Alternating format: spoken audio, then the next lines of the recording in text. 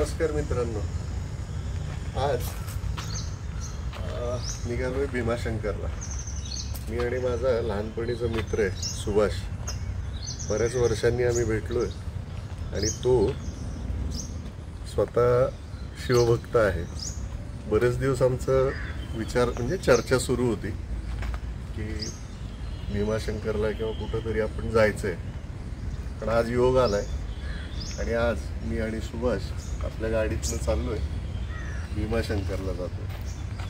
माझा प्रयत्न नेहमीसारखा असणार आहे की रस्त्यांची माहिती, तिथं राहण्याचे काही ठिकाणं असतील तर या सर्व गोष्टींची माहिती आपल्याला द्यायचा मी प्रयत्न करणार आहे. चला तर मग प्रवासाला निघायच्या आधी म्हटलं आता पहिलं डिझेल भरून घेऊया, म्हणून पंपावर आलो आणि मग तिथं आता डिझेल भरून घेतोय.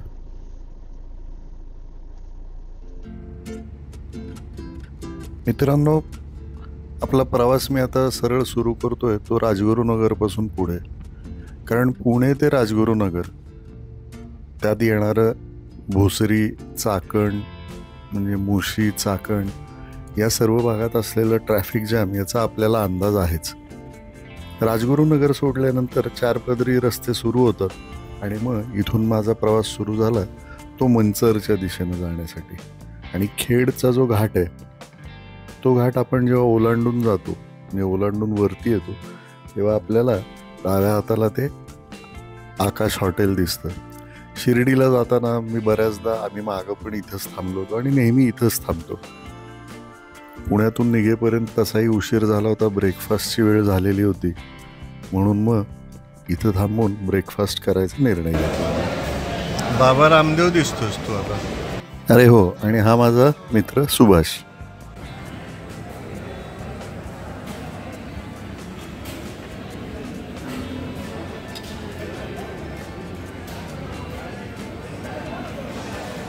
डिझेल आहे तेल केवढं. ब्रेकफास्ट झाला आणि आता आमचा पुढचा प्रवास सुरू झाला.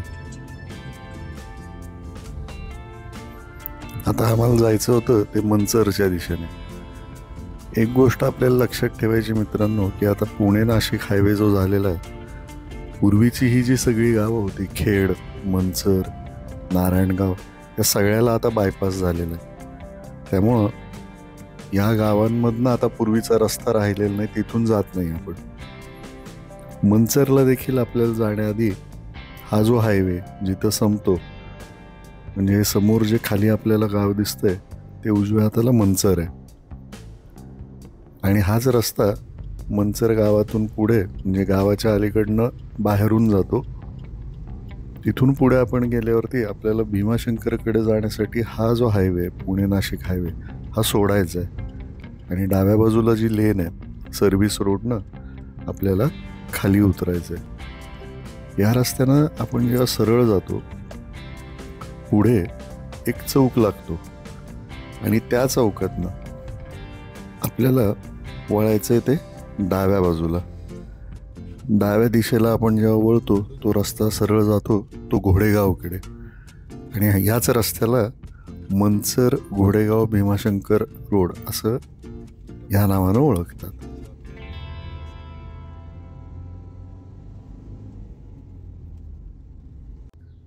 या ठिकाणावरनं साधारण 57 ते 58 किलोमीटर अंतरावरती भीमाशंकर आहे. थोड्याच वेळात आम्ही पोहोचलो ते लांडेवाडी गावामध्ये. लांडेवाडी गाव ओलांडून आपण जेव्हा पुढे येतो तेव्हा येतं डिंबेगाव. होय, हे तेच डिंबेगाव जिथं डिंबे धरण पण आहे. आणि हे धरण आपल्याला अगदी म्हणजे डिंबे गावातून जसा रस्ता पुढे जायला लागतो तसा रस्त्याच्या उजव्या बाजूला आपल्याला डिंबे धरणाची भिंतही दिसतेच.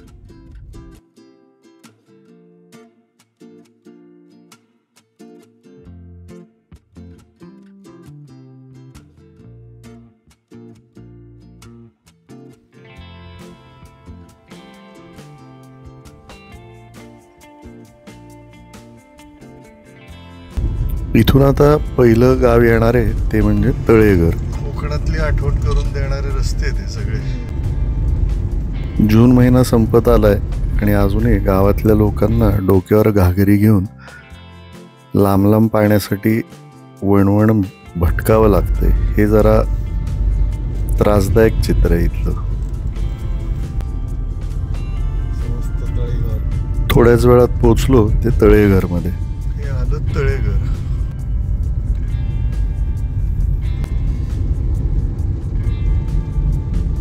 तळेघरपर्यंतही रस्ते छान आहेत. तळेघर ते काही 1 किलोमीटर रस्ते थोडे खराब आहेत, पण परत पुन्हा कॉन्क्रीटचे रस्ते सुरू होतात आणि हे कॉन्क्रीटचे रस्ते अशा घनदाट जाडीतून आपल्याला घेऊन जातात ते थेट भीमाशंकरमध्ये.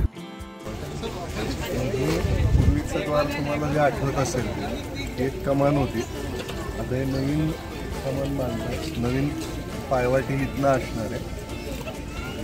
आता तात्पुरता हा मार्ग केलेला आहे.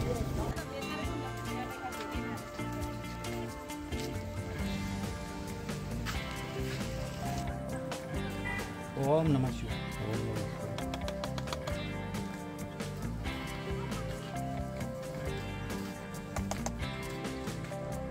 ओम नमः शिवाय. मित्रांनो, हा तो मार्ग आहे, जुना मार्ग. याचं आता नूतनीकरण सुरू आहे. आपण जर पाहत असेल की हे पूर्ण आता स्थगित करतात. हा मार्ग तोच राहणार आहे आणि येत्या काही महिन्यातच याचंही काम पूर्ण होईल.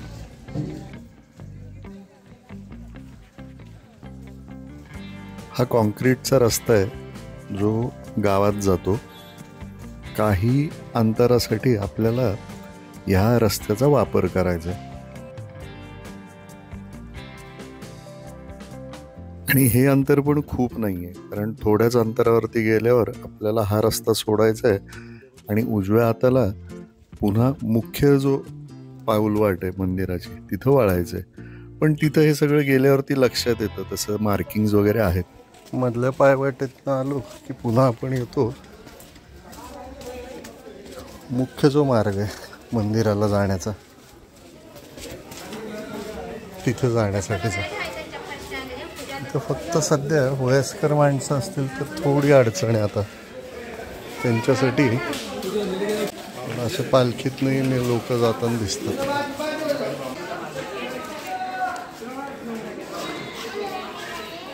त्यांच्यासाठी अशी लाईन आहे आणि यासाठी 1-2 तास असा वेळ लागू शकतो, कदाचित त्याहीपेक्षा जास्त. या पायऱ्या उतरून आपण सरळ थेट पोचतो ते मंदिराच्या इथं.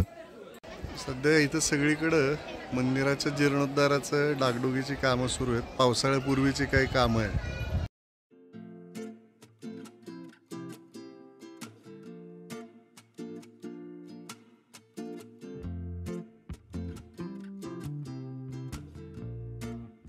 मंदिरापासून साधारण 100-150 फुटांवरती पुढे उजव्या हाताला आपल्याला दिसतं ते देवस्थानचे कार्यालय.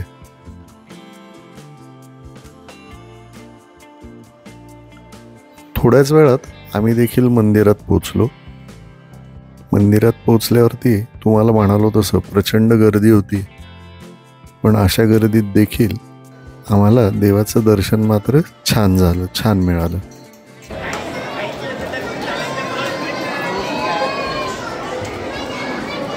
मंदिरातनं बाहेर आलो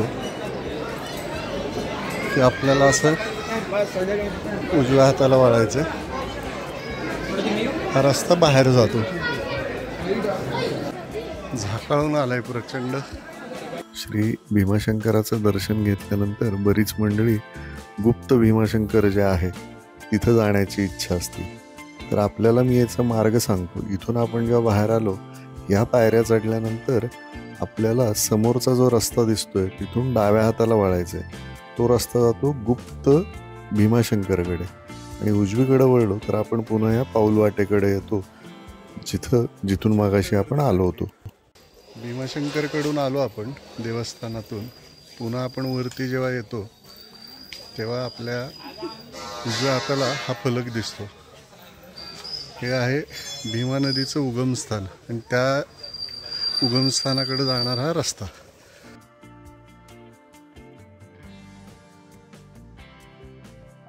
मित्रांनो, सह्याद्री पर्वतरांगांच्या या जंगलामध्ये त्याच्या कुशीत हे एक स्थान आहे जिथं भीमा नदीचा उगम होतो. आणि हे स्थान खूप महत्त्वाचं आहे. म्हणजे इथं आल्यावरती मला जी माहिती मिळाली ती वाचून मलाही आश्चर्याचा धक्का बसला. कारण मला हे माहीत नव्हतं की भीमा नदी ही जेव्हा इथून खाली उतरते आणि पंढरपूरला जाते, पंढरपुरात याच नदीला चंद्रभागा म्हणून ओळखलं गेलं. आणि त्याचं कारण असं सांगितलं जातं की ही नदी जेव्हा तिथं जाते तिचा आकार चंद्रकोर जो असतो, चंद्रकोराच्या आकारात ती वाहते आणि म्हणून ती चंद्रभागा झाली आहे. अजून एक गोष्ट मला इथं म्हणजे आवडली ती म्हणजे हे जे कुंड आहे, हे जे उगमस्थान आहे, हे व्यवस्थित आता त्यांनी लोखंडी जाळी टाकून झाकलेलं आहे. समोर हे जे जंगल आपल्याला पाहायला मिळतं, याच जंगलात कुठेतरी खाली गुप्त भीमाशंकराचं स्थान आहे. आणि म्हणूनच मी आणि सुभाषनं निर्णय घेतला की इथलं दर्शन झाल्यानंतर समोरच्या जंगलांमध्ये आपण उतरूया आणि गुप्त भीमाशंकर जे तिथं जाऊया. आम्ही विचार तर केला होता आणि तसा आम्ही पुढं निघालो पण थोड्याच वेळात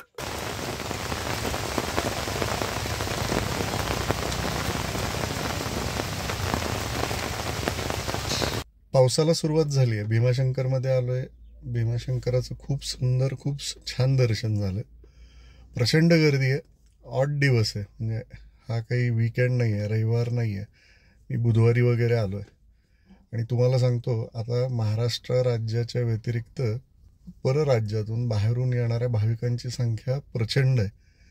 ती जाणवते. आणि आपल्याला खास करून राजस्थान, गुजरात, तेलंगणा इथून येणारे भाविक खूप आहेत. मी तुम्हाला मगाशी मंदिरात सांगितलं तसंही तिथून मी आणि सुभाष आम्ही भीमा नदीचं जो उगमस्थान आहे तिथं गेलो होतो. तिथून आमचा विचार होता जे गुप्त भीमाशंकर म्हणून आहे तिथं जाण्याचा. नेमकं तेव्हा पावसाला सुरुवात झाली. ते जे स्थान आहे ते मुख्य मंदिरापासून 2.5 किलोमीटर आत थोडं आड वाटेल आहे, जंगलातलं आहे ते. आणि आत्ता मुळात जेव्हा झाकाळून आलेलं आहे, पावसाला सुरुवात झाली, तर मला असं वाटतं की तिथं आत्ता मी जात नाही आहे.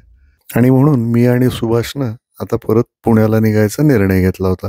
पण जसं आम्ही बाहेर पडलो तसं आम्ही एका प्रचंड मोठ्या अशा ट्रॅफिक जॅममध्ये अडकलो होतो. आणि त्याचं कारण आपल्याला दिसतंच आहे, ते म्हणजे हजारोच्या संख्येनं येणारे भाविक आणि त्यांची वाहनं. मला इथून म्हणजे या वाहतूक कोंडीतून बाहेर पडण्यासाठी साधारण पाऊण तास ते 1 तास गेला आमचा. हळूहळू करत आमची गाडी आम्ही कशी तरी बाहेर काढली आणि आता आम्ही पुढं निघालो. असं पूर्ण झाकळून आलंय, आता अंधारलेलं आहे पूर्ण. थोड्याच अंतरावरती पावसाला जोरदार सुरुवात झाली. पाऊस इतका जोरात होता की समोरचं काही दिसत नव्हतं. आणि अशातच माझी नजर पडली ती डाव्या हाताला असलेल्या MTDC रिसॉर्टवरती. मंडळी, भीमाशंकर पासून साधारण एक 9 किलोमीटर अंतरावरती असलेलं हे रिसॉर्ट अत्यंत मोक्याच्या ठिकाणी आहे असं मला वाटतंय. आपण जर इथं भीमाशंकरला येणार असाल आणि एखाद्या दिवस मुक्काम करायचा विचार करत असाल तर मला वाटतं हे ठिकाण खूप छान आहे. आणि याचीच माहिती घेण्यासाठी मी इथं येण्याचा निर्णय घेतला. आलो MTDC मध्ये. MTDC रिसॉर्टची माहिती घेण्यासाठी, बुकिंगची वगैरे माहिती विचारू. इथं प्रवेश करताच सगळ्यात पहिलं आपलं लक्ष वेधून घेतो तो हा वरती असलेला भला मोठा माहिती फलक. या माहिती फलकात जी माहिती देण्यात आली आहे ती भीमाशंकरच्या परिसरात म्हणजे आसपास असलेली जी इतर ठिकाणं आहेत, जी धार्मिक स्थळं आहेत, जी पर्यटन स्थळं आहेत, या सर्व ठिकाणांची इथं माहिती देण्यात आली आहे. मला थोडी माहिती द्या ना इथली. काय आपल्याकडची बुकिंगची पद्धत काय काय म्हणजे वेबसाईटवरती आपल्याकडे इथं किती रूम्स, सूट्स काय आहे? टोटल सर 77 रूम आहेत. त्यामध्ये 3 VIP आहेत आणि 4 डॉर्मेटरी आहेत. 4 डॉर्मेटरी आहेत. आणि 70 डिलक्स रूम. 70 deluxe room. आणि याचे रेट्स कसे असतात? सर आपले रेट वेगवेगळे राहतात. रविवार ते गुरुवार वेगळे राहतात, शुक्रवार शनिवार वेगळे, नॉन वीकेंड राहतात तेव्हा वेगवेगळे राहतात. ओके. आणि हे सगळं ऑनलाईन बुकिंग आहे म्हणजे वॉक इन नाही आहे? इतर दिवशी डायरेक्ट होते, बरं. ते व्हीआयपी रूम आहेत ते ऑनलाईन करावं लागतं. बरं. म्हणजे मला काय विचारायचं, समजा इथं भाविक आले भीमाशंकरला आणि त्यांनी बुकिंग केलं नसेल, पण ते जर का डायरेक्ट आले आणि रूम अवेलेबल असतील तर आपण देतो का? हो. देतो ना. तर आपल्याकडं काय रेस्टॉरंट जेवणाची रेस्टॉरंट व्यवस्था? आहे आपल्याकडे. Veg non veg? नाही, फक्त व्हेज. फक्त व्हेजमध्ये. ओके. आणि ब्रेकफास्ट आपला हा कॉम्प्लिमेंटरी आहे. या टॅरिफमध्ये, रूम टॅरिफमध्ये ब्रेकफास्ट कॉम्प्लिमेंटरी असेल. तुझं नाव काय मित्रा? आकाश. आकाश. ओके. हा सूट. अच्छा. हे असं वेटिंग.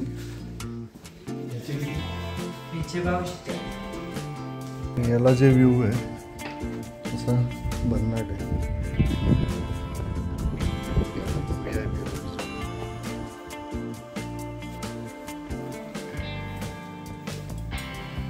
गुड. डिलक्स रूम आहे आणि ही अशी असते, डबल बेड, किंग साईज. इथं वॉशरूम, क्लोजेट आहे इथे. ओके. याच्यात गीझर वगैरे पण आहे. आणि याला एक अटॅच्ड छोटी बाल्कनी म्हणता येईल आपल्याला. अशी बाल्कनी आहे. जे पर्यटक इथं आता पावसाळ्यानिमित्त येतील त्यांच्यासाठी हे खूप आयडियल आहे. MTDCची माहिती घेऊन आता आम्ही निघालो ते पुण्याला जाण्यासाठी. मित्रांनो, आपल्याला जर माझा प्रवास आवडला असेल, ही माहिती आवडली असेल, तर माझ्या या चॅनलला लाईक करा, शेअर करा आणि सबस्क्राईब करा. आणि लवकरच भेटूया पुन्हा अशाच एका छान प्रवासात. Till then, stay happy, stay connected. Thank you.